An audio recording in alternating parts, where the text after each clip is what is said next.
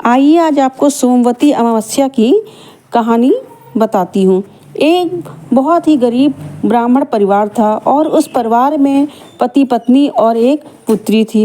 वो पुत्री धीरे धीरे बड़ी होने लगी और बढ़ती उम्र के साथ उसका पूरा विकास होने लगा। वो लड़की बहुत ही सुंदर, संस्कारवान और गुणवान थी, किंतु गरीब होने के कारण उसका कहीं भी विवाह नहीं हो पा रहा था।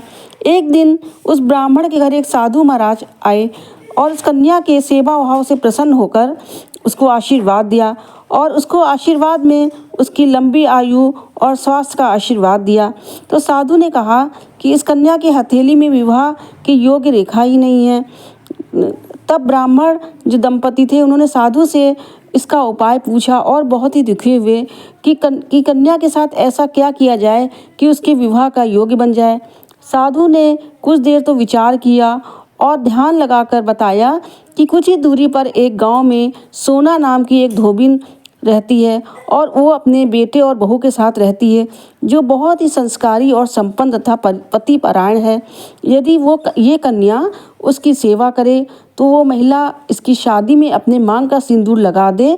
इसके बाद इस कन्या का विवाह हो तो इस कन्या का ये वैधव्य योग मिट सकता है। साधु ने ये भी बताया कि वो महिला कहीं आती जाती नहीं है। ये बातें सुनकर ब्राह्मणी ने अपनी बेटी से धोबिन की सेवा करने की बात कही। अगले दिन कन्या सुबह ही उठकर सोना धोबिन के घर जाकर साफ सफाई और सारे काम करके घर वापस आ जाती। एक दिन सोना धोबिन जब सुबह उठती है तो अपना घर एकदम साफ सुथरा पाती है, तो अपनी बहू से कहती है कि तुम कितनी जल्दी सुबह उठकर ये सारा काम कर लेती हो, मुझे पता ही नहीं चलता। बहू ने कहा, माँ जी, मैंने सोचा कि ये काम सारे आप कर लेती हैं और मैं ही देर से उठती हूँ। और तो सास बहू देखने लगी कि ये काम कौन कर लेता है। जब सास भी नहीं करती और बहू भी नहीं करती तो घर का सारा काम कैसे हो जाता है।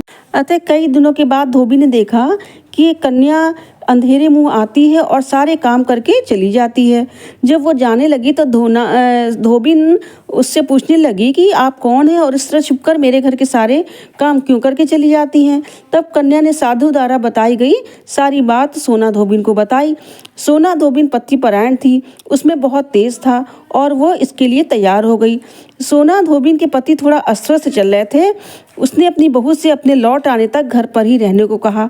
सोना धोबिन ने जैसे ही अपनी मांग का सिंदूर उस कन्या की मांग में लगाया, उसका पति मर गया। उसे इस बात का पता चल गया। वो घर से निराजल ही चली थी, ये सोचकर कि रास्ते में कहीं भी पीपल का पेड़ मिलेगा तो भंवरी देकर और उसकी परिक्रमा करके जल ग्रहण कर लेगी।